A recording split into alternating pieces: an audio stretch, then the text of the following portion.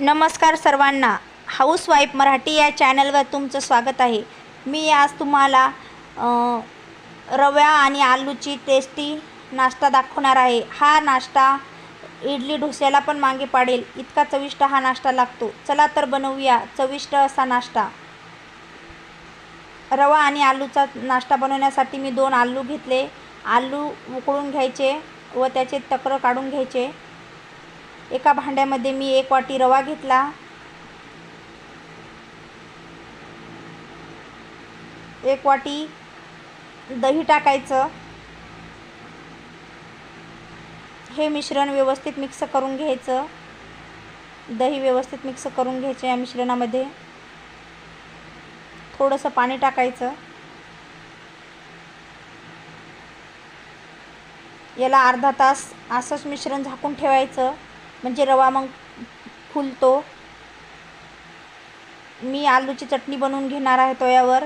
आलूची चटणी बनवण्यासाठी तेल, जिरं, मोहरी, लसूण, हिरवी मिरचीचा ठेचा टाकून चटणी बनवून घेतली। आलूच्या लंबुळे, आलूच्या सिलेंडरसारख्या मी वड्या बनवून घेतल्या।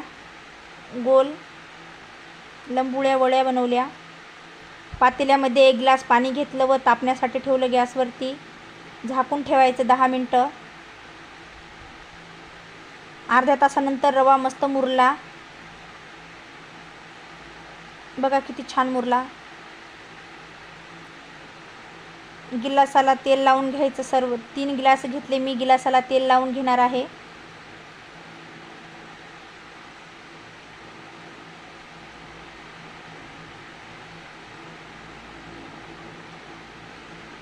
मिश्रणामध्ये आता इनोपुडी टाकायची। मी अर्धी इनोपुडी घेतली, अर्धी इनोपुडी टाकायची। वरतून पाण्याचा शिलकावा द्यायचा। याला फेटून घ्यायचं चांगलं, फास्ट फेटायचं।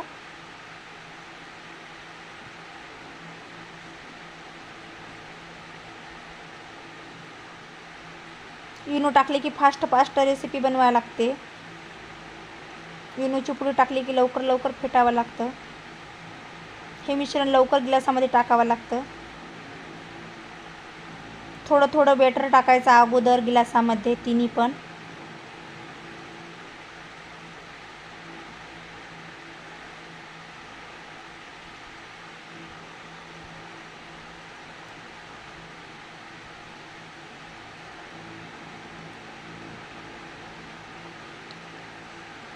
त्याच्यामध्ये आलूचे केलेल्या गोळ्या टाकून घ्यायच्या।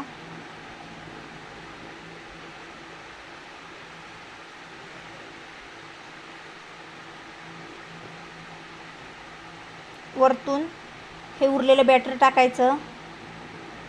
सपाटच ठेवायचं, म्हणजे हा रवा फुलून वरती जास्त शिजून येतो।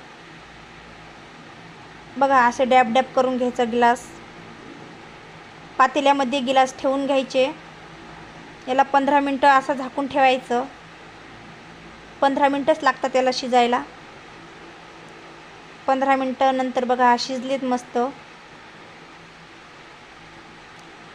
गिलास थंड होऊ द्यायचं, परातीमध्ये काढून घ्यायचं। बघा किती छान झालं।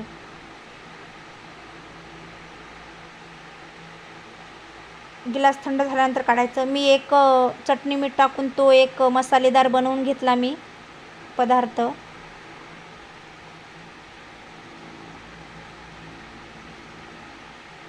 थंड झाले की लवकर निघतात गिलासामधलं। बघा किती छान रेसिपी झाली। इडली डोश्याला पण मागे पडते ही रेसिपी। तुम्हाला आवडली असेल तर सबस्क्राईब नक्की करा आणि माझा व्हिडिओ बघितल्याबद्दल धन्यवाद।